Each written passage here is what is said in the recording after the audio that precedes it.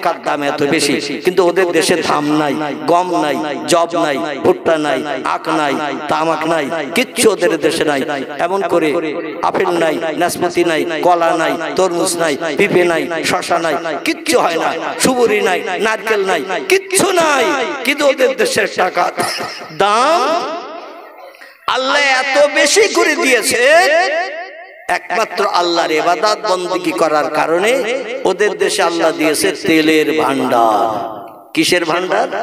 তেলের ভান্ডার। ওদের দেশে 1 লিটার পেট্রোলের দাম 90 পয়সা। কথা বললাম, 1 লিটার পেট্রোলের দাম 90 পয়সা। আমাদের দেশে 1 লিটার পেট্রোলের দাম 105 টাকা 59 পয়সা মনে হয়। ঠিক না ভুল? একটু কথা বলেন। ঠিক কোথায় 105 টাকা 59 পয়সা, ওদের দেশে 90 পয়সা। আল্লাহ পাকের ইবাদত বندگی করার কারণে পাহাড়ি এলাকার দেশ, পাহাড় আর পাহাড়, মাঝে মাঝে মরুভূমিতে শুধু বাবলা গাছ দেখা যায়, তাও গাছের ডগায় পাতা নাই। গলা লম্বা উটগুলো একটু পাতার কুড়ি বার হওয়ার আগে চিবিয়ে চিবিয়ে ডাল সমেত খেয়ে নিয়ে নেয়। আর অনেক অনেক গভীর এমন করে নালা রয়েছে, সেখানে কিছু খেজুর গাছের চারা রয়েছে। এছাড়া সৌদি আরবে কিছুই পাওয়া যায় না। আল্লাহ বলছেন আমার নবীর মাতৃভূমির দেশ, নবীর মৃত্যুভূমির দেশ, নবীর ইজ্জতের ওসিলা করে ওই দেশকে এত উর্বর আমি করেছি, এত সমৃদ্ধ আমি করেছি। ও দুনিয়ার মানুষ, নবীর ইজ্জতের খাতিরে আমি 3টি নেয়ামত সৌদির দেশে দান করেছি। কোটি কোটি 3টি নেয়ামত সৌদির দেশে দান করেছি। একটি নেয়ামতের নাম হলো তেলের ভান্ডার, একটি নেয়ামতের নাম হলো সোনার খনি,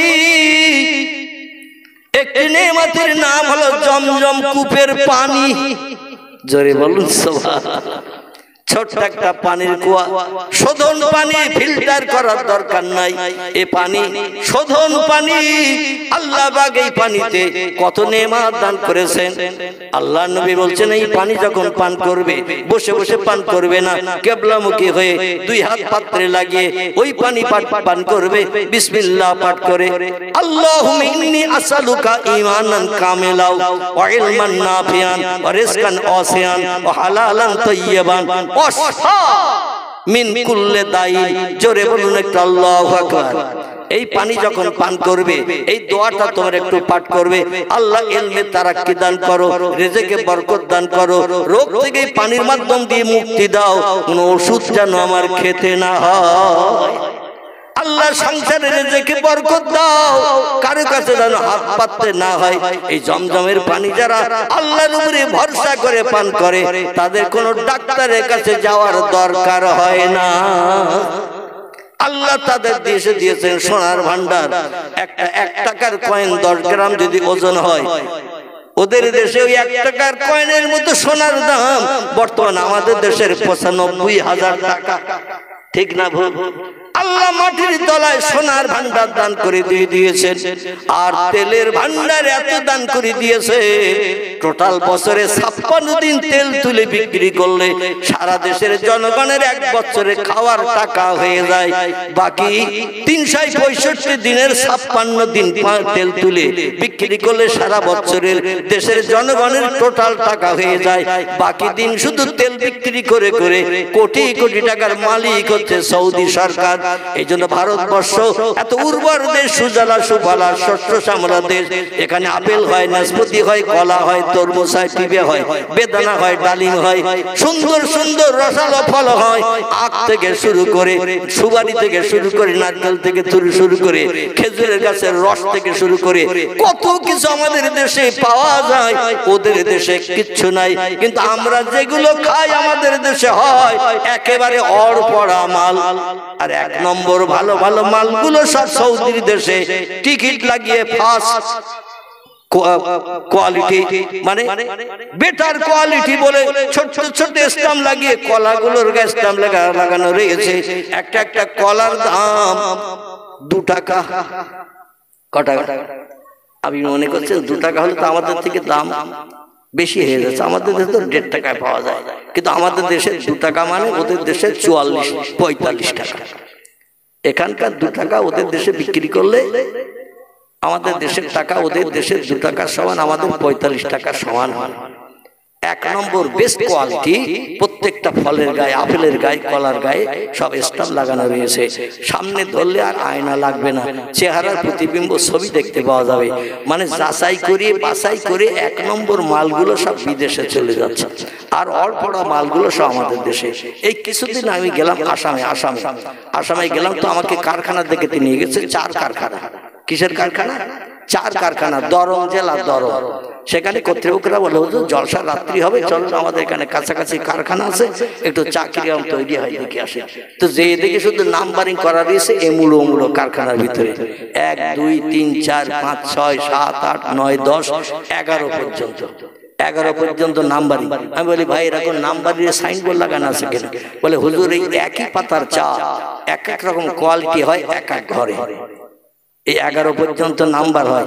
আমি বললাম, তো আমাদের দেশের চা আমরা খাই কত নম্বর? বলে, লাস্টের যে নম্বর সেই নম্বর। আমরা খাই লাস্টের যে নাম্বার 11 নম্বর, ওইটা আমাদের দেশে সাপ্লাই হয়। আমি বললাম, তার বাকিগুলো? বলে 1 নম্বর 2 নম্বর 3 নম্বর সব আমেরিকা, জাপান, জার্মান, সৌদি আরব, দুবাই, আরব আমির শাহী, এরকম করে জর্ডন, পৃথিবীর বিভিন্ন দেশে সাপ্লাই হয়। ও মাল আমাদের নসিবে জোটে না। যেমন বাগদা চিংড়ি আমরা তৈরি করি, কিন্তু আমাদের নসিবে জোটে। 800 টাকা 900 টাকা কেজি শুনলে বলবে মাথা খা, মাল পাঠিয়ে দে, কারণ টাকার দরকার। ঠিক না ভুল? আল্লাহ বলছেন, ওদের আমি উর্বর করে দিয়েছি একটাই মাত্র কারণ, সৌদি দেশে মুয়াজ্জিন যখন আজান দেয়, দোকানদারেরা দোকানের শাটার ফেলে দেয়। দোকানদার মালিক চলে যায় দৌড়িয়ে নামাজে জামাতে শরীক হতে। কর্মচারীরা বলে, মালিক যাচ্ছে, তাহলে আমরা বসে থাকবো কেন বাইরে, চল মালিকের সঙ্গে আমরাও যাই। খরিদ্দার দেখছে তো শাটার টেনে দিয়েছে, এই অক্তের নামাজটা যায় যাক, মালটা কিনে নেই। ওরা বলে, মাল এখন বিক্রি হবে না, নামাজ আগে মাল বিক্রি পরে। জোরে বলুন সুবহানাল্লাহ। সেই খোদার কসম, এমন কিছু কিছু বড় বড় দামি দামি দোকান আছে, দোকানে একটাও কর্মচারী নাই, মালিকও নাই। একটা টুলের উপরে ক্যাশ বাক্স বসানো আছে, মাঝখানটা ছিদ্র করা আছে, আর সাইনবোর্ড লাগানো আছে, এই মালের এই দাম, এই মালের এই দাম। খরিদ্দার যাচ্ছে দোকানে মাল কিনতে, সাইনবোর্ডের দাম দেখে ওই ক্যাশ বাক্সে নিজে নিজে টাকা দিয়ে মাল নিয়ে চলে আসতেছে। আচ্ছা, আমাদের দেশে যদি এইরকম দোকান থাকতো আর কর্মচারী আর মালিক না থাকতো, 3 দিনের ভিতরে দোকানের মাল সব আউট অফ মার্কেট হতো না? হতো না? মাল সব বিক্রি হয়ে যেত, মাল সব বিক্রি হয়ে যেত, কারণ দাম লেখা আছে সাইনবোর্ডে মালের নামের পাশে, আর দামও লেখা আছে। তো দাম আর মাল থেকে মাল সব বিক্রি হয়ে যেত, কিন্তু বাক্সের তালা খুলে যে ডালা উল্টাতো, দেখতো এমটি বাক্স, একটাও টাকা নেই। সুযোগের সদ্ব্যবহার এ ভারতের মানুষ করে না। সামান্য বাসে উঠিয়ে 2 জন কন্ট্রাক্টর, 1 জন করে হেল্পার 2 দরজায় থাকে না থাকে, দরজার মুখে পটির নিচে হেল্পার দেখবেন একটা ডান্ডা ধরে আর একটা ধরে ঝুলিয়ে কাঠিয়ে, মানে ও ইশারা দেয় যে সামনে বিপদ আছে, অমুক আছে তমুক আছে, যানজট আছে, হ্যান আছে স্যান আছে। ও আবার কোনো যাত্রী টিকিট কেটেছে কিনা মাঝে মাঝে নামার সময় চেক করে, টিকিট দেখি, যখন টিকিট দেখাতে পারে না বলে পয়সা দাও। মাঝে মধ্যে সিটে বসে আছে যারা, এদের কন্ট্রাক্টর যে বলে হয় টিকিট, মাথা নাড়া দিচ্ছে, মানে হয়ে গেছে। কন্ট্রাক্টর বলছে, আমি তো টাকা দিয়েছি, আমার তো ধারণায় আসতেছে। তা আর একটা বার একটু জিজ্ঞাসা করে দেখি। আর একবার যে বলছে একটু নরম স্বরে, ভাই টিকিট? আচ্ছা, একবার বললাম বুঝতে পারিনি। ও বলছে, ঠিক আছে ভাই, আমি মেলা লোকের কাছে যাচ্ছি, স্মরণ নেই। আসলেও টিকিট কাটে, আসলে টিকিট কাটে। আমাদের এইদিকে বোধহয় এরম লোক নেই, আছে?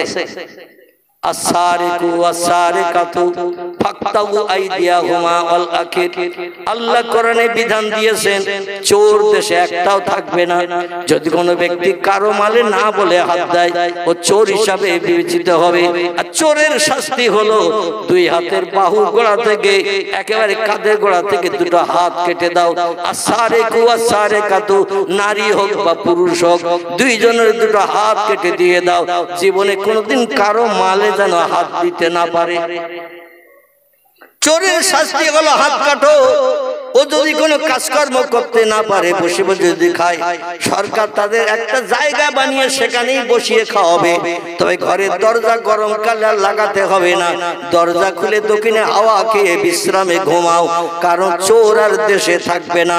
হাত কাটার নিয়ম যদি থাকতো এ দেশে কেউ আর চুরি করত? কথা বলে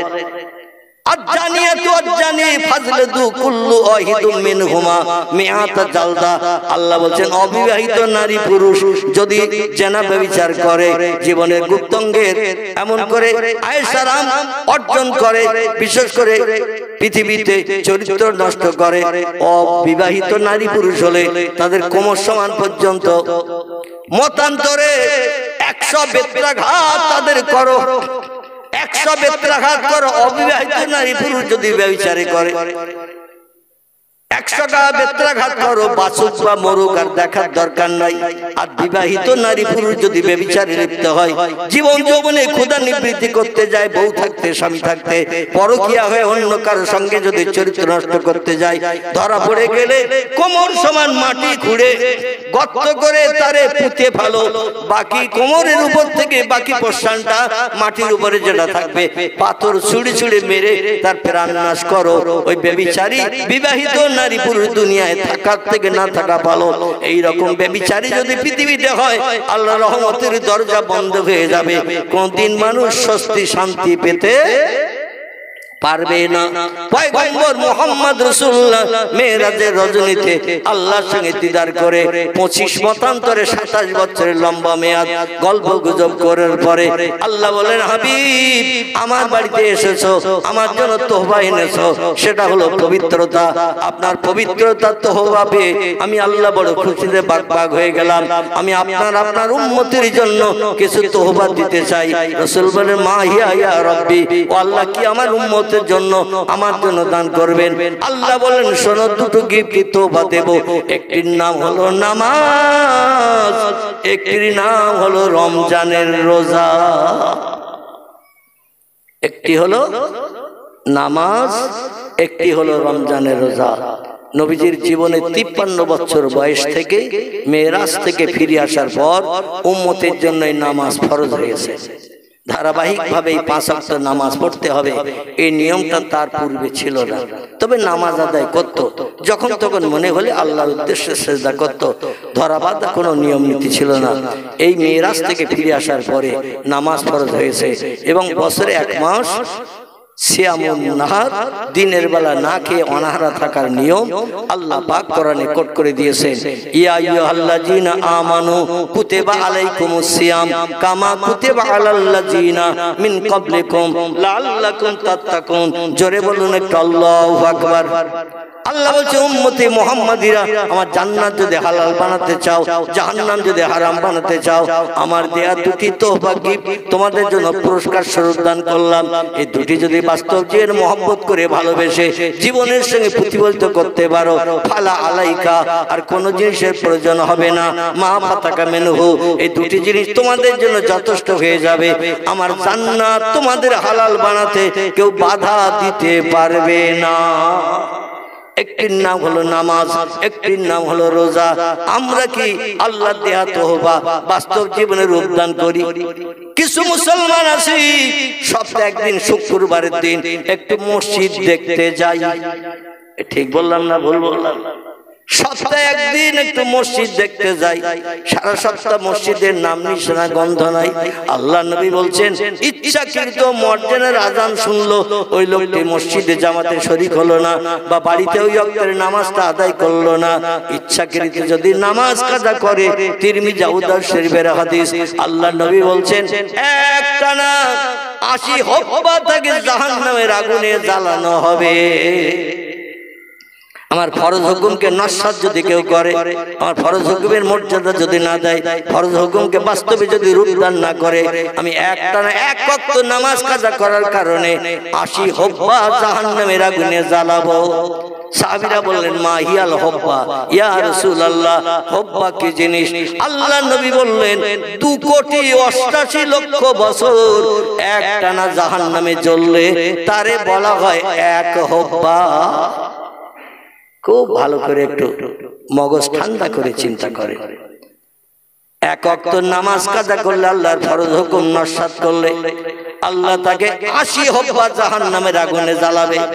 সাহাবীরা বললেন, নবীজি হব্বা কারে বলে? হব্বাটা কি? নবী বললেন, 2,88,00,000 বছর একটানা জাহান্নামের আগুনে জ্বললে তারে বলা হয় এক হব্বা। এক ওয়াক্ত নামাজ কাজা করলে তারে জ্বালানো হবে 80 হব্বা। প্রতিদিন ফরজ নামাজ কত কথা বলে? 5 ওয়াক্ত। এই 5 ওয়াক্ত নামাজ হলো ফরজ। তাই দৈনন্দিন আমরা যারা 5 ওয়াক্ত নামাজ কাজা করছি, আমরা কি জান্নাতের নাম নিশানা গন্ধ কোনদিন পাবো এই ধারণা করতে পারি? কারণ আল্লাহর কোরআনের কথা যেমন সত্য, পয়গম্বর মুহাম্মদ রাসূলুল্লাহর জবানি কথাগুলো তেমন সত্য। অতএব অবশ্যই আমাকে আপনাকে দগ্ধ হতে হবে জাহান্নামের আগুনে। আর দুনিয়ার আগুনের থেকে 69 মতান্তরে 70 গুণ বেশি শক্ত করে, কড়া করে, কঠিন করে আল্লাহ জাহান্নামের আগুন বানিয়েছেন অপরাধীদের শাস্তি দেওয়ার জন্য। পৃথিবীর আগুনের কালার হলো লাল, আর জাহান্নামের আগুন 3000 বছর ধরে রড জ্বালিয়ে জ্বালিয়ে যেমন গুড় করা হয়, আল্লাহ জাহান্নামের আগুন কঠিন গাঢ় শক্ত করার জন্য 3000 বছর ফেরেশতাদের দিয়ে জ্বালিয়েছেন। জ্বালিয়ে জ্বালিয়ে জাহান্নামের আগুনের রং করা হয়েছে কালো। কি করা হয়েছে? কালো। ফেরেশতারা বলে, ইয়া রাব্বি, ও আল্লাহ, এই জাহান্নামের আগুনের রং কেন কালো বানালেন? আল্লাহ বলছেন, জাহান্নামীরা যখন জাহান্নামের আগুনে দগ্ধ হবে, আগুনে যখন পড়বে, এমন আগুনের কালার রং বানিয়েছি, পাশে পাশে মানুষ জাহান্নামের আগুনে পড়বে, চিল্লাবে, আওয়াজ শুনতে পাবে, কিন্তু কালো আগুনের ভিতরে কেউ কাউকে দেখতে পাবে না। কে কেমন কষ্ট পাচ্ছে, কে কেমন পুড়তেছে, কে কেমন হাউতাশ করতেছে, কে কেমন চিল্লাচ্ছে, কেউ কাউকে দেখতে পাবে না, শুধু আওয়াজ শুনতে পাবে। কুল্লামা নুদিজাত জুলুদুহুম বাদদালনাহুম জুলুদান গায়রাহা লিয়াযুকুল আযাব। আমি জাহান্নাম এমন কোয়ালিটির করে বানিয়ে দিয়েছি, যখন আমার ফেরেশতারা লোহার শিকলের দড়ি গলায় পরিয়ে জাহান্নামের আগুনে ফেলে দেবে, আসামি সাব্যস্ত হওয়ার কারণে মিজানের দাড়ি পাল্লায় নেকি ওজনের পরে যখন আসামি সাব্যস্ত হয়ে যাবে, গরু ছাগলের গলায় দড়ি দিয়ে টেনে টেনে নিয়ে যেমন মাঠে বাঁধতে নিয়ে যাওয়া হয়, ওই রকম ফেরেশতারা লোহার ছাগলের দড়ি গলায় পরিয়ে গরু ছাগলের মতো হড় হড় করে টানতে টানতে নিয়ে জাহান্নামের আগুন নিক্ষেপ করে দেবে। আর ওই আগুনে যখন দগ্ধ হবে, পুড়বে, আল্লাহর কোরআন বলছে, কুল্লামা নুদিজাত জুলুদুহুম, ওই জাহান্নামের অপরাধীদের গায়ের গোশত চামড়াগুলো জাহান্নামের আগুনের দ্বারা পুড়িয়ে কয়লার মতো ঝরিয়ে ঝরিয়ে ফেলা হবে। গোশত চামড়াগুলো আগুনে দগ্ধ হয়ে পুড়ে কয়লার মতো ঝরে ঝরে পুড়বে। বাদদালনাহুম জুলুদান গায়রাহা, আবার নতুন নতুন গোশত চামড়া তাদের গায়ে তৈরি করে দেয়া হবে। লিয়াযুকুল আযাব, আর নতুন নতুন আযাবের শাস্তি কোটি কোটি বছর ধরে উপভোগ করতে থাকবে। লা ইয়ামুতু ওয়ালা ইউকরিস ফিহা, জাহান্নামের আগুনে যারা জ্বলবে, কোনদিন আগুনে পুড়লে কোনদিন মরণ হবে না। আগুন এমন কোয়ালিটির বানানো হয়েছে, আগুনে পুড়ে দগ্ধ হবে কিন্তু মরণ হবে না। ওয়ালা ইউকরিস ফিহা, কোন বন্ধু বান্ধব এসে বলবে না, এতদিন তোর খবর পাইনি তাই এখানে আসেনি, গতকাল খবর পেয়েছি আজ এসে গেছে। আর জাহান্নামের আগুনের ভিতরে তোর দগ্ধ হতে হবে না, বাইরে বার করে দেব, এমন বন্ধু কি সেদিন কেউ পাবেন? কথা বলে, কেউ পাবেন? আল্লাহর কোরআন বলছে, ও দুনিয়ার মানুষ তোমরা শোনো, ইয়াউমা ইয়াফিরুল মারউ মিন আখিহি ওয়া উম্মিহি ওয়া আবিহি ওয়া সাহিবাতিহি ওয়া বানিহি আল আখির। জোরে বলুন একটা আল্লাহু আকবার। সেদিন হাসরের মাঠ থেকে খেলা শুরু হয়ে যাবে, ফাইনাল খেলা শুরু হয়ে যাবে।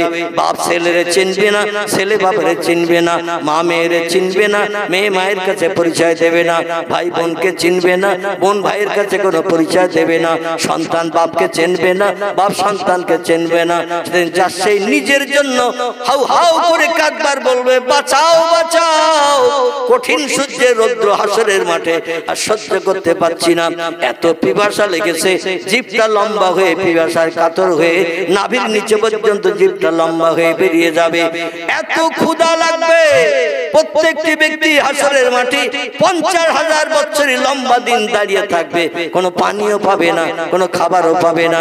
সেদিন শুধু জ্বালার জ্বালা, যন্ত্রণার যন্ত্রণা, হাউতাস আর হাউতাস, কেউ কারো দিকে ফিরেও পর্যন্ত তাকাবে না। সেদিন আমাদের উপকারের দায়িত্ব পালন করবেন কে? যেদিন কেউ কারো হবে না, বাপ ছেলের হবে না, ছেলে বাপের হবে না, মা মেয়ের হবে না, মেয়ে মায়ের হবে না, বন্ধু বান্ধব কেউ কারো সাহায্যের জন্য এগিয়ে আসবে না। সেদিন আমাদের উপকারের দায়িত্ব পালন করবেন কে? আলহামদুলিল্লাহ। অনেকে বলে আল্লাহ, আল্লাহ কিন্তু হাসরের মাঠে কাহার নাম নিয়ে, জব্বার নাম নিয়ে, মিজাজ গরম করে, রুক্ষ মিজাজ নিয়ে আল্লাহ শুধু মিজানে দাড়ি পাল্লার দিকে আরশ কুরসিতে বসে শুধু তাকাবেন। সেদিন আল্লাহ পাক বলবেন, ফামাইয়া আমাল মিসকাল যাররাতিন খায়রা ইয়ারা, যে এক শস্য দ্বারা পরিমাণ পৃথিবীতে সৎ কাজ করে এসেছে, আমি সৎ কাজের বদলা তারে দেব। অমাইয়া আমাল মিসকাল যাররাতিন শাররা ইয়ারা, যে এক শস্য দ্বারা পরিমাণ খারাপ কাজ করে দুনিয়া থেকে এসেছে, খারাপ কাজ তার প্রতিদান তারে দেব। মিজানের দাড়ি পাল্লাই নেকি ওদি চাবি ওজন করব। শস্য দানে পরিমাণ বাড়তি ফ্যাসিলিটি কোন ব্যক্তিকে আমি দেব না, শস্য দানে পরিমাণ বাড়তি বিপদে কোন ব্যক্তিকে ফেলবো না। যার যেমন আমল তার তেমন প্রতিদান দেয়া হবে। সেদিন কেউ কারো দিকে ফিরেও তাকাবে না, আল্লাহ কারো সহায় হবে না। সেদিন আল্লাহ রুক্ষ মেজাজ নিয়ে, জ্বালাময়ী মেজাজ নিয়ে, জব্বার নাম নিয়ে, কাহার নাম নিয়ে বিচার শুরু করবেন। এত মেজাজ আল্লাহ কর্কশ ভাষায় কথা বলবেন, কোন ব্যক্তি আল্লাহর সামনে যেতেও সাহস পাবে না। এমনকি পয়গম্বরেরা পর্যন্ত আল্লাহর রুক্ষ মেজাজের সামনে যেতে ভয় পাবেন। সাধারণ মানুষ তো দূরে থাক, পয়গম্বরেরা যারা সৎ মানুষ, ভালো মানুষ, জীবনে কোনো খারাপ কাজ করেনি, তারাও পর্যন্ত রুক্ষ মেজাজে আল্লাহর সামনে যাবেন না। সেদিন আমাদের উপকারের দায়িত্ব পালন করবেন তিনি, আমাদের পয়গম্বর যিনি। জোরে বলুন একটু সুবহানাল্লাহ। পয়গম্বর মুসলিম শরীফের হাদিসে বলছেন, ওয়াইখরাজু মিনান নারে মান ক্বালা লা ইলাহা ইল্লাল্লাহু ওয়া ফি কলবিহি উযনুন শাইরাতিন মিন খায়র। ওয়াইখরাজু মিনান নারে মান ক্বালা লা ইলাহা ইল্লাল্লাহু ওয়া ফি কলবিহি উযনুন বুররাতিন মিন খায়র। ওয়াইখরাজু মিনান নারে মান ক্বালা লা ইলাহা ইল্লাল্লাহু ওয়া ফি কলবিহি উযনুন জাররাতিন মিন খায়র। রাওয়াহু মুসলিম। ইমাম মুসলিম বিন হাজ্জাজ রাহমাতুল্লাহ আলাইহি নবীজির বাণী হাদিসটি নকল করেছেন পবিত্র মুসলিম শরীফের ভিতরে। নবী বলছেন, আল্লাহ পাক হাসরের মাঠে পৃথিবীর সব মানুষকে হাজির করাবেন বিচার করার জন্য, কে কেমন আমল করে এসেছো। এই দুনিয়ার মানুষ, আর দুনিয়া মাজরাতুল আখিরা, দুনিয়া হলো পরকালের শস্যক্ষেত্র। এখানে যেমন আমল করবে, যেমন বাজার করবে, পরকালে যে আল্লাহর দরবারে হাজির হয়ে তার প্রতিদান প্রতিফল পাবে। বাজার থেকে যদি ইলিশ মাছ কিনে আনেন, বাড়িতে মেয়েদের যদি বলেন গলদা চিংড়ির কোরমা দিতে পারবে। তালপুকুরের বাজার থেকে কিনে এনেছেন ইলিশ মাছ, স্ত্রীদের 1.5-2 ঘন্টা পরে বলছেন একটু গলদা চিংড়ির কোরমা দিয়ে ভাত দে। আমাদের মেয়েদের পক্ষে দেওয়া যেমন সম্ভব হবে না, হাসরের মাঠে আল্লাহ পাক অপরাধীদের সেদিন ছাড় দেবেন না। অবশ্যই জাহান্নামে তোমাকে যেতে হবে। আমার হুকুমের অমান্যতা দিয়েছো, আমার স্রষ্টা বলে মান্যতা দাও নাই, আমার কথার একটা পয়সা মূল্য দাও নাই। আজকের 9টা ধানের চাল কটা আগুনে পুড়ে পুড়ে একটু গুমতে থাকো। নবী বললেন, সব মানুষ হাজির হবে। আল্লাহ পাক বিচার শুরু করার আগে আমাকে প্রথম জান্নাত হালাল বানাবে, কিন্তু আমি মুহাম্মদ রাসূলুল্লাহ জান্নাতে ঢুকবো না। লা ইয়াদখুলুল জান্নাহ, আমি জান্নাতে ঢুকবো না, কারণ আমার গুনাহগার উম্মতরা জাহান্নামী হয়ে পুড়ে মরবে। আমি রাসূল ওটা পছন্দ করি না। ওয়াইখরুজু মিনান নার, জাহান্নামের আগুন থেকে ওই লোকটাকে টেনে বার করব। মান ক্বালা লা ইলাহা ইল্লাল্লাহু ওয়া ফি কলবিহি উযনুন জাররাতিন মিন খায়র, 100 দানা পরিমাণ সৎ কাজ, ভালো কাজ যে লোকটা করেছে, তাকেও জাহান্নামের আগুন থেকে বার করে জান্নাতে না ঢোকানো পর্যন্ত আমি নবী জান্নাতে যাব না। জোরে বলুন সুবহানাল্লাহ। সেই নবীর উম্মত আল্লাহ আমাদের বানিয়েছেন, এই জন্য আমরা সেই নবীর সঙ্গে একটু গাঢ়তর প্রেম মহব্বত ভালোবাসা তৈরি করি। বিপদের দিন বন্ধু বন্ধুর পাশে অবশ্যই দাঁড়াবে। সকলে বলুন আমিন। তাই বলে মাথায় টুপি দেব না, মুখে দাড়ি রাখবো না, গায়ে হাঁটুর নিচে লম্বা জামা পরবো না, এ নবীর মহব্বত বলে না। নবীর মহব্বতে দরুদ শরীফ পড়বো না, নবীর ভালোবাসা একটু সুন্নত নামাজ আদায় করবো না, মসজিদ বুক হব না, জায়নামাজের পাটিতে দাঁড়াবো না, এ নবীর সঙ্গে মহব্বত হলো? এই জন্য অনুরোধ রাখবো আমার খালধারীর ভাইদের কাছে, অন্তত আপনারা, দুনিয়ায় আমরা চিরস্থায়ীকে বেঁচে থাকবো না, পৃথিবী থেকে আমাদের সকলকে চলে যেতে হবে। মরণ হলো চিরন্তন, এ কোনোদিন কেউ বশ করতে পারেনি, কিয়ামত পর্যন্ত পারবে না। চলে যখন যেতেই হবে, আল্লাহর দরবারে হাজির দিতে হবে। অন্তত হাজির হওয়ার আগে তালপুকুরের বাজার থেকে একটু ভালো বাজার করে বাড়ি আনলে আপনজন অতিথিদের যেমন ভালো খাওয়ানো যায়, আমরা একটু আল্লাহর ইবাদত বন্দি একটু ভালো ভালো করব, তাহলে হাসরের মাঠে বিচারন্তে আমরা জান্নাতে যে কোটি কোটি বছর সুখ ভোগের সুযোগ পাবো। একজন জান্নাতি পুরুষকে সেবা করার জন্য আল্লাহ পাক 70টা করে হুর গেলেমান বরাদ্দ করে দেবেন তোয়াজ করার জন্য। জোরে বলুন সুবহানাল্লাহ। ওমা আলাইনা ইল্লাল বালাগ। পরবর্তী বক্তা এসেছেন, তথ্যমূলক আলোচনা রাখবেন। বিশেষ করে লোকজন কম, কেউ যেন ওঠাউঠি করবেন না। যে কজন বসে আছেন বসে থাকেন, উঠবেন না যেন কেউ। ইবলিস শয়তান যার কারো প্ররোচনা ধোঁকা দিয়ে এই মজলিস পরিত্যাগ না করায় আমি দোয়া কামনা করি। আল্লাহ আবার সুযোগ দিলে, চারি চক্রের মিলন ঘটালে আবার কিছু আলোকপাত করা যাবে ইনশাআল্লাহ।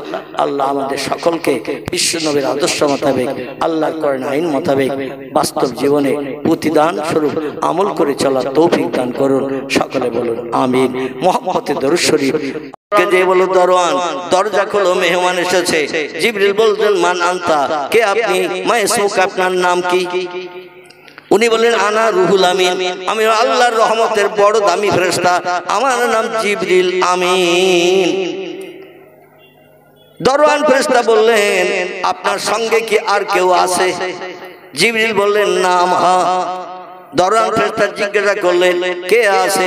বলে আল্লাহ যারে না বানালে কিছুই বানাতেন না, এমনকি আসমানের দরজা দরওয়ান হওয়ার সুযোগ পেতে না।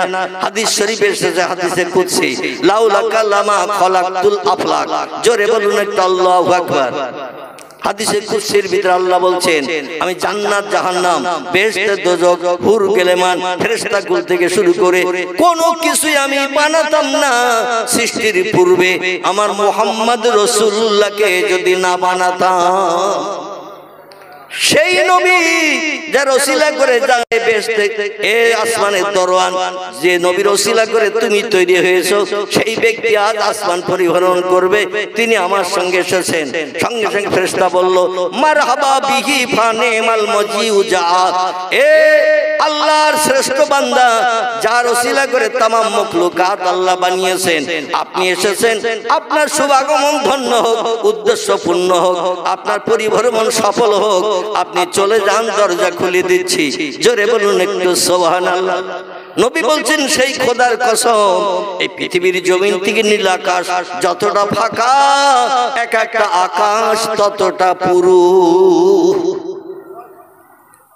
আমরা গল্প শুনে বিশ্বাস করি, আর পয়গম্বর বলছে আমি গল্প শুনি না, যা বাস্তব চোখে দেখেছি সেটা আমি তোমাদের কাছে বর্ণনা করছি। কিয়ামত অবধি আমার একটা কথা কেউ মিথ্যা প্রমাণ করতে কথা বলেন পারবে না। আমার একটা কথা কেউ মিথ্যা প্রমাণ করতে পারবে না, কারণ আমি রাসূল। আল্লাহ সেরা চোখ আমারে দান করেছিলেন, সেরা কান আমারে দান করেছিলেন, সেরা জ্ঞান আমারে দান করে দিয়েছিলেন। সেই সমস্ত সেরা সেরা জিনিস পাওয়ার কারণে যেটা আমি বাস্তব চোখে দেখেছি সেটাই আমি তোমাদের কাছে তথ্য দিচ্ছি। বিজ্ঞানের নাতি নাতকুড়ের আন্ডা বাচ্চা পর্যন্ত পৃথিবীতে আগমন করে আমার একটা কথার ভুল বার করতে পারবে না। জোরে বলুন সুবহানাল্লাহ। পৃথিবীর বিজ্ঞানীরা রিসার্চ করে গবেষণা করে যন্ত্র মেশিন বানিয়ে তথ্য দিয়েছে বহুদূর ফাঁকা, তাই নীল মতন দেখায়। কি বলেছে? বহুদূর ফাঁকা তাই নীল মতন দেখায়, আকাশ টাকাশ বলতে কিচ্ছু নেই। বর্তমান প্রযুক্তি যুগের উচ্চ শিক্ষিত বিজ্ঞানীদের তথ্য, কারণ আকাশের ধারে পাশে আজ পর্যন্ত কেউ যেতে পেরেছে? ভবিষ্যতে পারবে? এমন জায়গায় আল্লাহ আকাশ বানিয়েছে, তোদের আন্ডা বাচ্চাও ভবিষ্যতে আকাশের ধারে পাশে আসতে পারবে না। কিন্তু আমি আল্লাহ যার সহায় হয়ে যাই, মান কানা লিল্লাহ, আমি আল্লাহ আমার আপন যারা হয়ে যায়, কান আল্লাহু লাহু, আমি আল্লাহ তাদের আপন হয়ে যাই। আর আমি আল্লাহ যাদের আপন হয়ে যাই, দুর্জয়কে পরাজয় করিয়ে তাদের আমি সফলতা অর্জন করিয়ে জীবনে প্রতিষ্ঠিত করি। জোরে বলুন একটু সুবহানাল্লাহ। পয়গম্বর বলছেন, এই পৃথিবীর জমিন থেকে নীল আকাশ যতটা ফাঁকা, এক একটা আকাশ ততটা পুরু, তার উপরে আবার ততটা ফাঁকা, আবার একটা আকাশ ততটা পুরু, তার উপরে আবার ততটা ফাঁকা, আবার একটা আকাশ ততটা পুরু। এইভাবে আকাশ আল্লাহ বানিয়েছেন সাতটি, সাবওয়া সামাওয়াতেন তিবাকান, মাঝে মাঝে ফাঁকা দিয়ে দিয়ে আল্লাহ আকাশ বানিয়েছেন সাতটি, ফাঁকা রেখেছেন সাতটি। তার উপরে আছে সিদরাতুল মুনতাহা, তার উপরে বহু দূর ফাঁকা। তারপরে আছে আল্লাহর আরশ কুরসি। জোরে বলুন একটু সুবহানাল্লাহ। আল্লাহ যেখানে অতীতকালে বসতেন, বর্তমানে বসেন, ভবিষ্যতেও বসে বিশ্ব চরাচর সব পরিচালনা করে থাকেন, সে আল্লাহর থাকার জায়গা হলো আরশ কুরসি। তাই বলে আপনি যেন এই ধারণা করবেন না বহু দূরে আল্লাহ সাত আকাশের উপরে আরশে কুরসিতে আছে, আমরা দুনিয়ায় যা করব আল্লাহ দেখতে পাবে না। আল্লাহ বলেন আল্লাহু সামিউম বাসীর, আমি যেখানেই থাকি না কেন, তোমরা কোথায় কি করো না করো, কম্পিউটার মেশিন খুললে যেমন সব তথ্যগুলো পটপট করে বেরিয়ে যায়, আমার চোখের সামনে সব তথ্যগুলো পরিবেশিত হয়। কোন কাজ করে তোমরা আমারে ফাঁকি দিতে পারবে না। জোরে বলুন একটু সুবহানাল্লাহ। মনে করো না সলিমুদ্দিন চাচার 1.5 বিঘে পুকুর, বড় পুকুর, 2-3 বছর শুধু মাছ ফেলে তো মাছ ধরে না। আর পুকুরের ভেড়ির পাশে মানে পাড়ের উপরে কলা বাগানে ঝাড় রয়েছে, রাত 1:30টার দিকে দুটো ভাত কুড়ো দিয়ে এক খামন জাল ফেলে দেবো, জাল সাগিয়ে তোলা যাবে না, বহু মাছ রয়েছে। এখানে অবশ্য কে এরকম ধরে না, এখানকার লোকের নামে বদনাম দেন, আমার আবার যেতে হবে তো নাকি? আহারে আল্লাহ বলছি, ও বান্দা বান্দিরা, ইয়ালামু খায়িনাতাল আয়ুনে ওয়া মা তুখফিস সুদূর। চোখের ইশারায় কারোর সঙ্গে যদি চোখের ইশারায় তুমি কথা বলো, দুনিয়ার কেউ বুঝবে না কি বলছো, তুমি যার সঙ্গে কথা বলছো সেই বুঝতে পারবে চোখ টিপে আমার সঙ্গে কি বলছে। আল্লাহ বলেন কেউ বুঝতে না পারলো আমি ওটা বুঝি। অন্তরে মনে মনে যে চিন্তা ভাবনা করো, মনের ভিতরে গোপনে চিন্তা ভাবনা করছো, এক জায়গায় বসে বসে রাতের বেলা কার ডোবের মুরগি ধরবো, কার হাঁস চুরি করবো, কার পুকুরের মাছ ধরবো, কোন বিধবার দরজার কড়া রাত 2টোর দিকে নাড়া দেবো, স্বামী মারা গেছে, বাচ্চা নিয়ে বসবাস করে, টাকার বিনিময়ে জীবন যৌবনে কোদানে বৃদ্ধি করে আসবো। শীতকালের রাত কেউ রাতের বেলা উঠবে না, জীবন যৌবনের ক্ষুধা মিটিয়ে আসবো। আল্লাহ বলছেন মনে মনে দিনের বেলা চিন্তা করছো, অন্তরে অন্তরে ও খবরটাও আমি আল্লাহ রাখি। তাহলে আল্লাহরে ফাঁকি দেওয়ার কিছু করা যাবে? কথা বলে, আল্লাহরে ফাঁকি দেওয়ার কিছু করা যাবে না। এটা জানা সত্ত্বেও আমরা করি। ঠিক বলেছি না ভুল বলেছি? এটা জানা সত্ত্বেও আমরা করি। আল্লাহ বলছেন যা কিছু করছো সব টেপ রেকর্ডের মতো টেপ হয়ে যাচ্ছে, ক্যাসেট হয়ে যাচ্ছে। এই যে মোবাইল লাগিয়ে দিয়েছে, আমি কথা বলছি ওতে উঠছে না, উঠছে না, কথা বলে পরে ছেড়ে দিলে আবার আমি যদি কোনো বক্তৃতা করতে করতে কাশি, ও কাশিটা উঠবে না, উঠবে না, সব উঠবে কিনা? তা সব যদি বিজ্ঞানীরা বানাতে পারে, আল্লাহ কি পারে না? আল্লাহ বলছেন যেটা তোমরা পারো না সেটা আমি পারি, যেটা তোমরা দেখতে পাও না সেটা আমি দেখতে পাই, যে কাজ তোমরা করতে পারো না সে কাজ আমি করতে পারি, যে কথা তোমরা শুনতে পাও না সেটাও আমি শুনতে পাই। জোরে বলুন সুবহানাল্লাহ। আমি হলাম সেই আল্লাহ সুবহানাহু ওয়া তাআলা। আমার ভাইরা, এই জন্য পয়গম্বর মুহাম্মদ রাসূলুল্লাহ বলছেন তোমরা দিনের বেলা মেরাজের রজনীর আগের দিন মানে সোমবারের দিন দিনের বেলা নফল রোজা রাখবে যাতে চরিত্রটা ভালো থাকে। রোজা রেখে মাগরিবের সময় ইফতার করে রাতের বেলা কিছু খাওয়া দাওয়া করে একটু বিশ্রাম নিয়ে এশার নামাজ আদায় করার পরে রাত্র দ্বিপ্রহরের পর থেকে নিয়ে মানে রাত 12টার পর থেকে নিয়ে ফজরের আজান ধ্বনির আগ সময় পর্যন্ত এই সময়টার নাম হলো তাহাজ্জুদ। কি নাম বললাম? এই সময়টার নাম হলো তাহাজ্জুদ। এছাড়া আরো কিছু নফল নামাজ আছে আল্লাহকে আপন বানানোর জন্য। একটি নামাজের নাম হলো ইশরাক। কি নাম বললাম? ইশরাক। ফজরের নামাজের পরে এই ইশরাকের নামাজ আদায় করতে হয়। তারপর একটা নামাজের নাম আছে, নাম হলো তার চাশ। কি নাম বললাম? বেলা 10টা 10:30টার সময় এই নামাজ পড়তে হয়। তারপর একটা নামাজের নাম আছে, এই নামাজের নাম হলো আওয়াবিন। কি নাম বললাম? মাগরিবের নামাজের পরে এই আওয়াবিনের নামাজ পড়তে হয়। আল্লাহর নবী বলছেন, যদি কোনো ব্যক্তি মাগরিবের নামাজের পরে নফল নামাজ 2 রাকাত, ফরজ নামাজ 3 রাকাত, সুন্নত নামাজ 2 রাকাত, এই নামাজগুলো শেষ হওয়ার পরে যারা আওয়াবিনের নামাজ 6 রাকাত পাঠ করবে, সাগরের ঢেউয়ের ফেনার মতো তার নাম আমলের থলিতে আল্লাহ সব লিপিবদ্ধ করবেন। ওই বান্দা কোনোদিন জাহান্নামের আগুনে দগ্ধ হবে না। এই নামাজটির নাম হলো আওয়াবিন। পয়গম্বর মুহাম্মদ সাল্লাল্লাহু জানিয়ে দিয়েছেন, আয়াতুল কুরসির সূরাটা পাঠ করে এবং সূরা ইখলাস পাঠ করে 2 রাকাত করে নামাজের নিয়ত করবে। ডাইনে বামে সালাম ফিরিয়ে ওই 2 রাকাত নামাজ শেষ করবে। আবার নিয়ত করবে 2 রাকাত নামাজের নফল নিয়ত, তাহাজ্জুদের নামাজ নিয়ত করে আয়াতুল কুরসির সূরা পড়বেন। আল্লাহু লা ইলাহা ইল্লা হুয়াল হাইয়ুল কাইয়্যুম লা তাখুযুহু সিনাতু ওয়ালা নাওম লাহু মা ফিস সামাওয়াতি ওয়া মা ফিল আরদ মান জাল্লাজি ইয়াশফাউ ইনদাহু ইল্লা বিইজনিহি ইয়ালামু মা বাইনা আইদিহিম ওয়া মা খালফাহুম ওয়া লা ইউহিতুনা বিশাইইম মিন ইলমিহি ইল্লা বিমা শাআ ওয়াসিয়া কুরসিয়ুহুস সামাওয়াতি ওয়াল আরদ ওয়া লা ইয়াউদুহু হিফযুহুমা ওয়া হুয়াল আলিয়ুল আযীম। জোরে বলুন সুবহানাল্লাহ। টোটাল কোরআনের ভিতরে উত্তম আয়াত হলো আয়াতুল কুরসি। আয়াতুল কুরসির মতো দামি আয়াত আর কোরআন শরীফের ভিতরে টোটাল নাই। জোরে বলুন সুবহানাল্লাহ। বর্ণনাকারীরা বর্ণনা করেছেন, আয়াতুল কুরসি একবার পাঠ করলে আল্লাহ পাক অধ্বংস কোরআন শরীফ পড়ার সব বান্দার নামামলে লিখে দেয়। কতটা? কোরআন হলো 30 পারা। কোরআন হলো 30 পারা, 114টি সূরা, 6666টি সেন্টেন্স বাক্য আয়াত, 3,44,740টি হরফ বর্ণমালা অক্ষর দিয়ে আল্লাহ কোরআনকে কুডব কমপ্লিট করে আমাদের ঘরে পৌঁছে দিয়েছেন। তখন হাফেজ সাহেব যদি কোরআন তেলাওয়াত করে, তখন হাফেজ নিজে বসবে, কেউ বুঝতে পারবে না। অন্য পাশে ব্যক্তি যদি বসে থাকে, ও মৌফুকার ডানার গুনগুনানি আওয়াজ শুনবে, কোন হরফ কোনটা কি পড়ছে বোঝা যাবে না। পড়বে যে সেই বুঝতে পারবে, তখন হাফেজ। এইরকম তখন ভাবে যদি কোরআন কেউ পড়ে, অন্তত 6 থেকে 6.5 ঘন্টা কোরআন খতম করতে তার সময় লেগে যায়। ক ঘন্টা? 6.5 ঘন্টা, মতান্তরে 6 ঘন্টা সময় লাগে কোরআন শরীফ শুরু থেকে শেষ পর্যন্ত তেলাওয়াত করতে, তোকেও হাফেজের কণ্ঠে। কিন্তু আপনি আয়াতুল কুরসি যদি একবার পড়েন, কোরআন শরীফের অর্ধাংশ পড়ার সওয়াব আপনার নামামলে লিখে দেবে। হাদিস শরীফে আরো তথ্য এসেছে, আল্লাহর পয়গম্বর বলছেন, কোরআন শরীফে 3টি সূরা আছে সবথেকে ছোট শর্ট, সব থেকে ছোট শর্ট সূরা।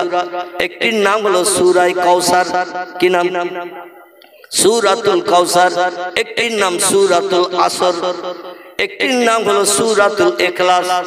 এই 3টি সূরার মতো ছোট শর্ট, অল্প কথা বলে সূরা শেষ, এমন কোন ছোট সূরা কোরআনে নাই।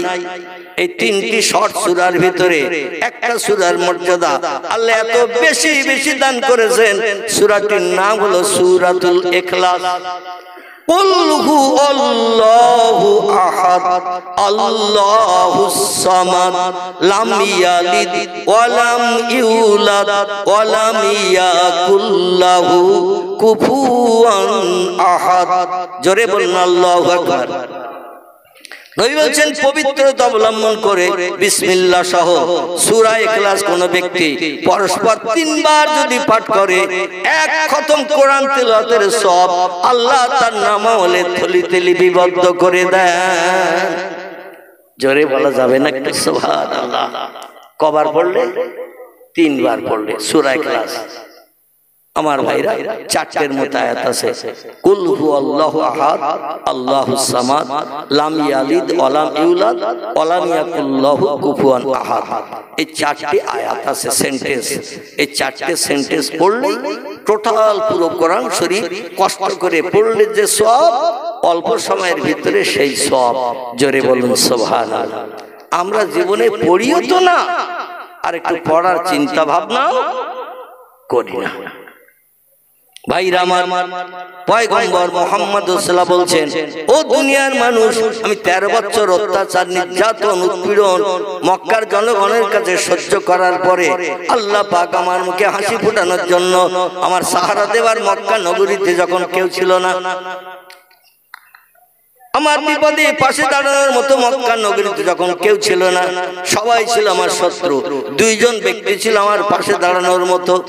একজন ব্যক্তির নাম আলী রাদিয়াল্লাহর বাবা, তার নাম ছিল আবু তালেব।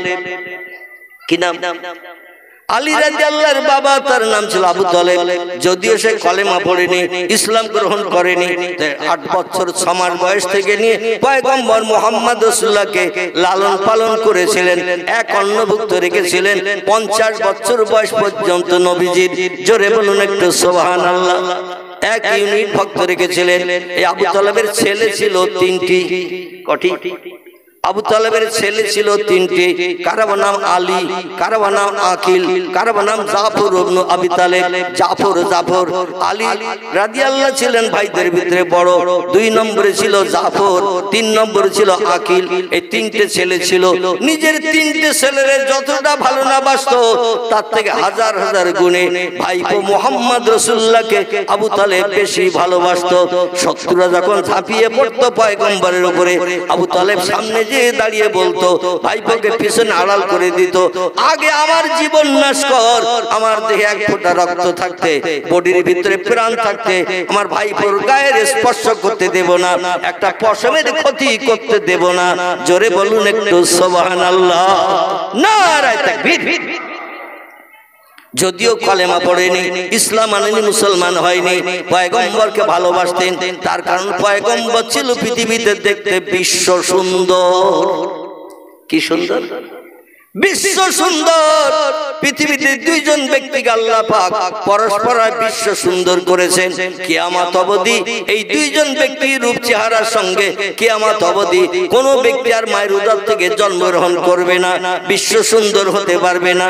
যদিও পৃথিবীতে আমার ভাই বিশ্ব সুন্দর, বিশ্ব সুন্দরী যাচাই বাছাই হয়, চরিত্র নষ্ট হয়ে গেছে, আচার ব্যবহার খারাপ, রূপ চেহারা একটু ভালো দেখতে হলে, কথাবার্তা ভালো বলতে পারলে তার বিশ্ব সুন্দরী খেতাব দেয়া হয়, কিন্তু চরিত্র একেবারে তলানিতে তলিয়ে গেছে, ওগুলোর পরীক্ষা নিরীক্ষা খুব বেশি হয় না। যাই হোক, 2 জন পুরুষকে আল্লাহ বিশ্ব সুন্দর বানিয়েছিলেন। একজন বিশ্ব সুন্দরের নাম ইয়াকুব নবীর বেটা, নাম ছিল তার হযরতে ইউসুফ। কি নাম? ইয়াকুব নবীর বেটা, তার নাম ছিল ইউসুফ। আল্লাহ তাকে বিশ্ব সুন্দর করেছিলেন। আরেকজনকে পরবর্তীতে আল্লাহ বিশ্ব সুন্দর করেছিলেন। কিয়ামত অবধি আর কেউ বিশ্ব সুন্দর হবে না।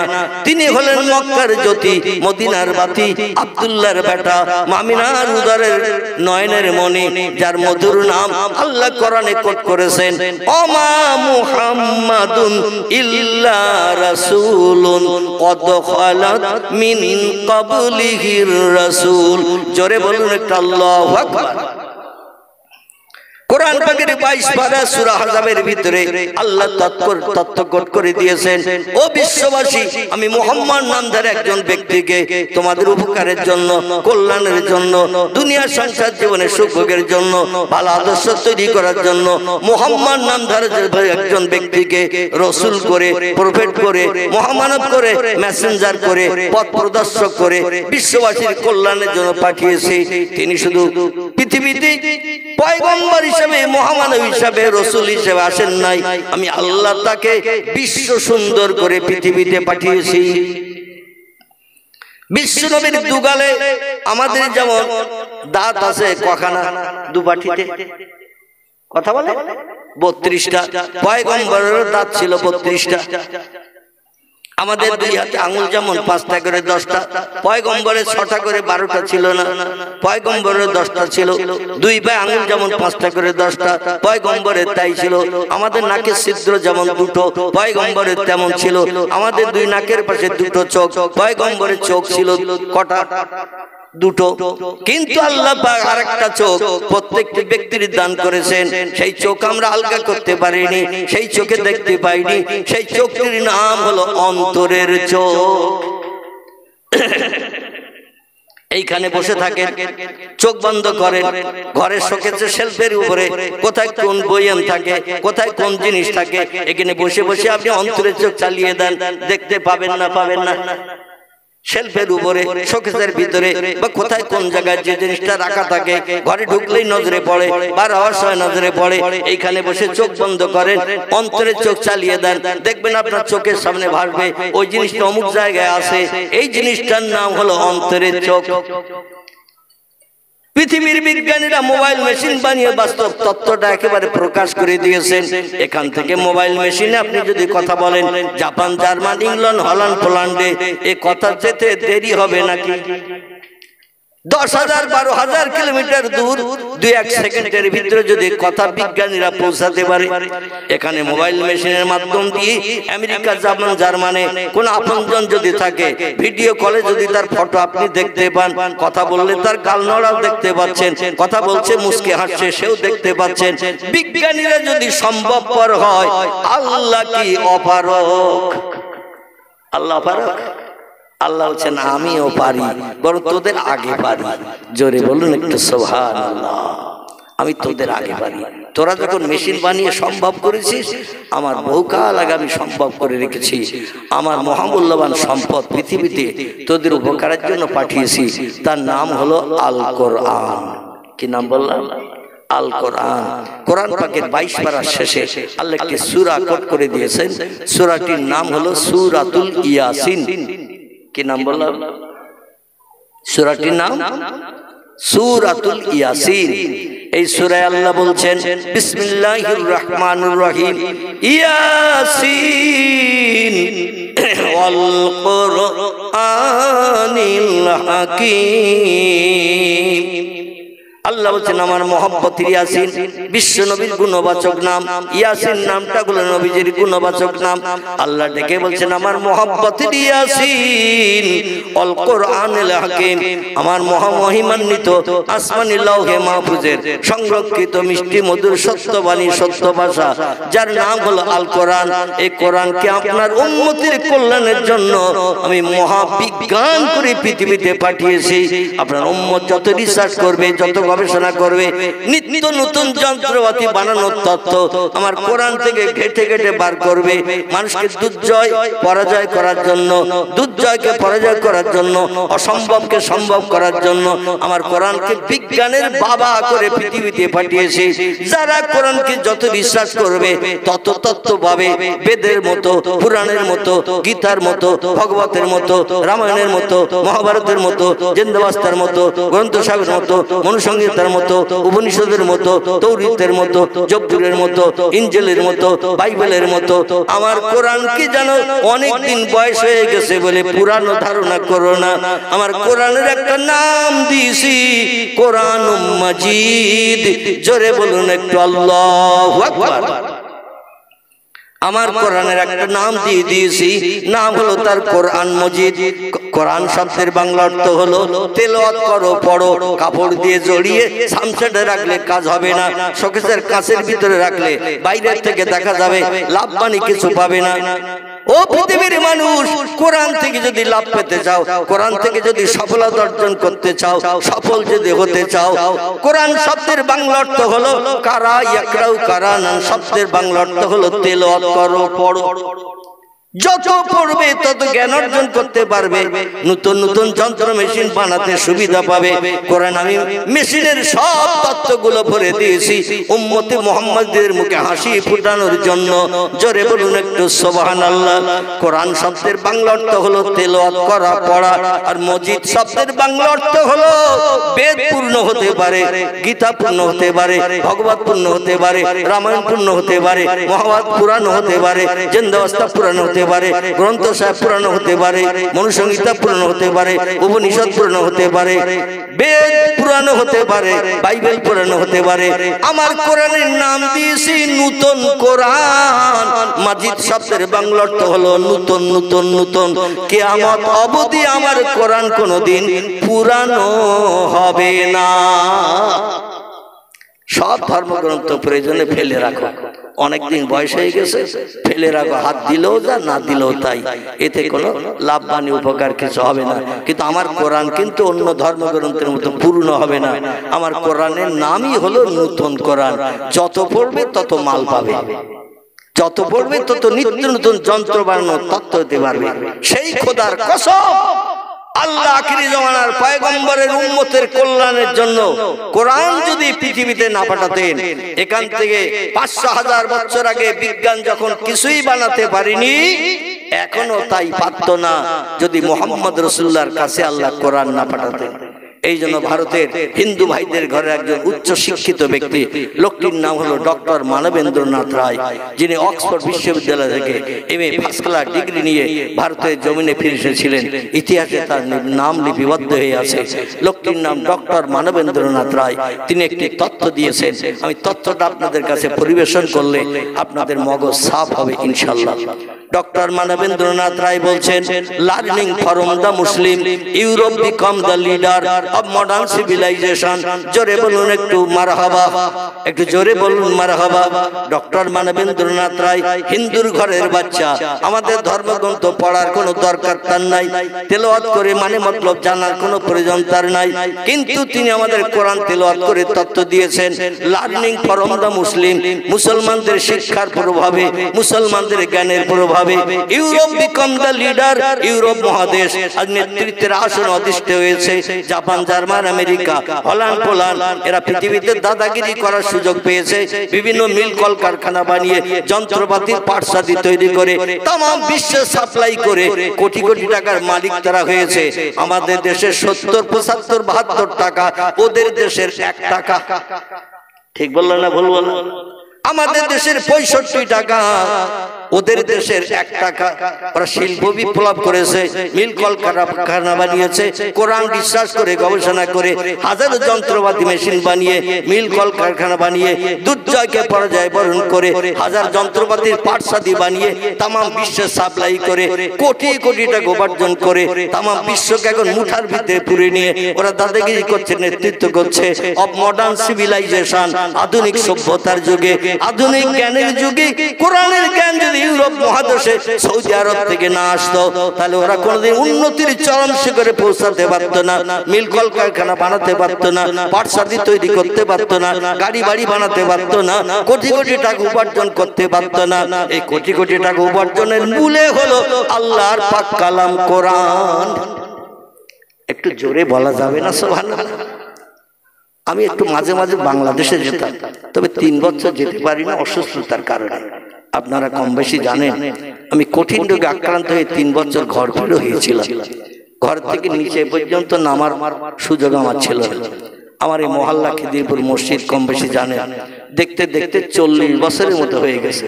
ওখানে আমি ইমামতি করছি, কিন্তু বিগত ৩ বছর কাল কিছু কম বেশি হবে আমি ওখানে ইমামতি করতে আসতে পারতাম না। একদিন বাদ একদিন আমাকে কলকাতায় ডায়ালিসিস করতে যেতে হতো, সপ্তাহে ৩ দিন করে বাড়ি থেকে কলকাতায়। হসপিটালের বেডে আবার শুয়ে থাকতে হতো ৪ ঘন্টা। রক্ত শোধন করে মেশিনের মাধ্যম দিয়ে আবার দেহে পুরিয়ে দেওয়া হতো। ২.৫ বছর একটানা ডায়ালিসিস হয়েছে, একদিন বাদ একদিন। কত কষ্ট, মানে চির সুখী জন ভ্রমে কি কখন ব্যথিত বেদনা বুঝিতে পারে, কি যাতনা বিষে বুঝিবে সে কিসে, কবু আসি বিষে দংশ নিজারে। কবি কেতাবে লিখেছেন, চির সুখী জন ভ্রমে কি কখন ব্যথিত বেদনা বুঝিতে পারে, কি যাতনা বিষে বুঝিবে সে কিসে, কবু আসি বিষে দংশ নিজারে। সাপে যার কেটেছে সেই জানে সাপের বিষের জ্বালা যন্ত্রণা কি, সাপে যারে দংশন করিনি ও কি বিষের জ্বালা বুঝবে? বুঝবে? সাপে যারে সবল মারেনি, বিষ দেহের ভিতরে ঢুকাইনি, ও কোনোদিন অনুভব করতে পারবে না, বুঝতে পারবে না বিষের জ্বালা যন্ত্রণা কি। ডায়ালিসিস করাটা যে কত কষ্ট। যে লোকটির কিডনির ডিফেক্ট হয়ে গেছে, যাদের ডায়ালিসিস চলছে তাদের কাছে জিজ্ঞাসা করবেন, সঠিক তথ্যটা তার কাছ থেকে পেতে পারবেন। আল্লাহ পাক অধমকে 2.5 বছর কাল একদিন বা একদিন এই বসিরহাটের নেউরাদিঘি থেকে নিয়ে আমাকে 2.5 ঘন্টা রাস্তা কলকাতায় যেতে হয়েছে। আবার ডায়ালিসিসের পরে 2.5 ঘন্টা রাস্তা বাড়ি ফিরতে হয়েছে। টোটাল ডায়ালিসিস বেরিয়ে বাড়ি আসতে দৈনন্দিন আমার 9 ঘন্টা করে সময় লাগতো।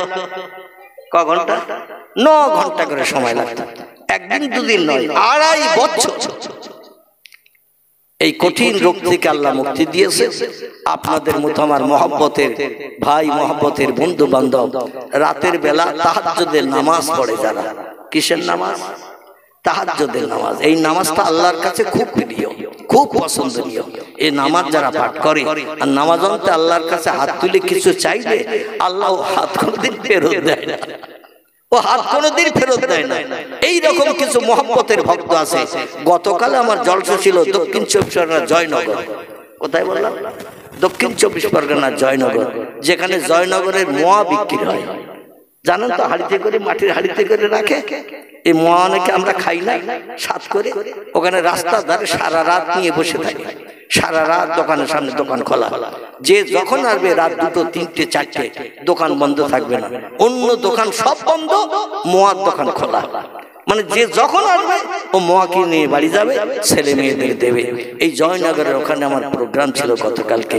তো আমি যেটা আপনাদের কাছে বলতে চাচ্ছিলাম সেটি হলো, এই আমার ভাইরা, সেখানকার মানুষেরা বলছিল, হুজুর যখন ওই 2 তলা মাদ্রাসার উপরে আমার বসা জায়গা করেছে, এসে সালাম কালাম করে বলছে, হুজুর আমি 20 কিলোমিটার দূর থেকে এসেছি। আমি বললাম, কেন ভাই? বলে, অনেকদিন আপনার দেখিনি তাই দেখতে এসেছি। মোবাইলে শুধু আপনার ফটো দেখতাম আর আপনার ছেলেরা ফেসবুকে দিত, তাই দেখতাম সেই কঠিন অবস্থা, চোখ দিয়ে টপ টপ করে পানি বার হতো। আর প্রতিদিন আমরা এই 2 ভাই, 2জন, তারা বলছে আমরা এই 2জন ভাই হাফেজ সাহেব মানুষ, মাদ্রাসার শিক্ষকতা করেন। বলে, আমরা এই 20 কিলোমিটার দূর, জায়গাটির নাম হলো মহিষমারি। কি নাম বললাম? মহিষমারি গ্রাম থেকে শীতের রাতে মোটরসাইকেল করে এসেছি, আপনার চাঁদ মুখটা একটু দেখবো। হুজুর আপনি তো উঠবেন সেই রাত 11টায়, আমরা অত রাত পর্যন্ত থাকবো না, তো আপনার সঙ্গে একটু সাক্ষাৎ করে আমরা চলে যাব, মাদ্রাসার ডিউটি আছে, সকাল আবার ফজরের নামাজ পড়াতে হবে। আমরা এই 2 ভাই যখন শুয়ে থাকি, বালিশের পাশে আপনার মোবাইল ছেড়ে দিয়ে ওয়াজ শুনতে শুনতে প্রতিদিন ঘুমাই। এমন কোনো দিন নেই যেদিন আপনার ওয়াজ না শুনলে আমাদের ঘুম আসে। বলে, আপনার ওয়াজ শুনতে শুনতে আমরা ঘুমিয়ে পড়ি। আমি বলি, ভাই আপনারা শুধু বলছেন না, এরকম বহু ভক্ত আমার রাত 2, 2:30, 3টের সময় মালয়েশিয়া থেকে ফোন করে, সৌদি আরব থেকে ফোন করে, জেদ্দা থেকে ফোন করে, দুবাই থেকে ফোন করে। বাংলাদেশের মানুষ, আমাদের ভারতের কিছু মানুষ বিভিন্ন দেশ বিদেশে থাকে, সেখান থেকে ওরা দিনের বেলা ফোন করে, আমাদের এখান তখন রাত ভোর হয়ে যায়। ওরা দিনের বেলা, সন্ধ্যাবেলা, বিকালে ফোন করে, আমাদের এখান তখন রাত। ওরা তো ততটা বোঝে না, তো রাত 2, 3টের সময় ফোন করে ঘুম ভাঙিয়ে দেয়। আমি, কে বলছেন ভাই? বলে, আমি বাংলাদেশের বগুড়া একটা ছেলে। আপনি থাকেন কোথায়? বলে, হুজুর সৌদি আরবে জেদ্দায় থাকি। আমি, কি করছেন? বলে, হুজুর এখানে কাজ করি। আমি, কি কাজ করেন? বলছে, হুজুর কাগজ কুড়ুই। কি করে? পিঠে থলে বক্সা নিয়ে রাস্তার কাগজ কুড়োই। আমি, কাগজ কুড়িয়ে ক পয়সা হয়? বলে, আমাদের বাংলাদেশের টাকায় 40,000 টাকা আমাদের খেয়ে দিয়ে মাইনে হয়। বাংলাদেশের টাকায় কাগজ কুড়লে 40,000 টাকা মাইনে। মানে আমাদের 22 টাকা, 22.5 টাকা, সৌদি আরবের 1 টাকা। ক টাকা? সৌদি আরবে 1 টাকা। আমাদের দেশের ইন্ডিয়ার টাকায় 22.5 টাকা। বাংলাদেশের